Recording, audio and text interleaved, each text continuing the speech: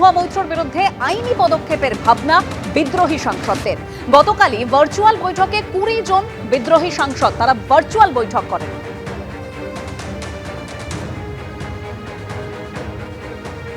প্রথমত আজকে এনসিপিআই এর একটা বৈঠক ছিল, ভার্চুয়াল বৈঠক। আপনারা মিট করেছেন একসঙ্গে, কি সিদ্ধান্ত হলো আজকে?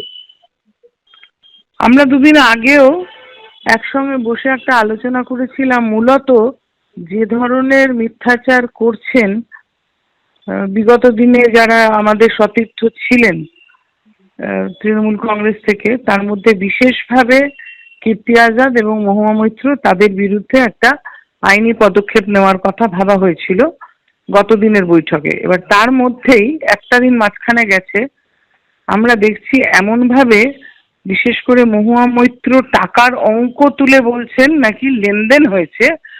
আমরা এর বিরুদ্ধে আজকে একটা ভার্চুয়াল মিটিংয়ে 20 জন মিলে সিদ্ধান্তে এসেছি যে এর এই মিথ্যা কথার বিরুদ্ধে আমরা বিশেষভাবে সংবাদ মাধ্যমের মাধ্যমে, আপনাদের মাধ্যমে জানাতে চাই যে কোনো রকমের আর্থিক লেনদেন হয়নি। এবং উনি যে 4 কোটি তারপরে মাসে মাসে 1 কোটি খবরটা দিচ্ছেন, তার মানে উনি কি কারোর সঙ্গে যোগাযোগে আছেন যারা ওকে এই টাকাটা। এক মাস আগে অবধি যখন আমরা বিধানসভা নির্বাচন চলছিলাম তখনও তাদের প্রবলেম ছিল, যদি অভিষেক ইজ দ্য প্রবলেম বা দল ইজ দ্য প্রবলেম, তাহলে 1 মাস আগেও সেটা প্রযোজ্য ছিল।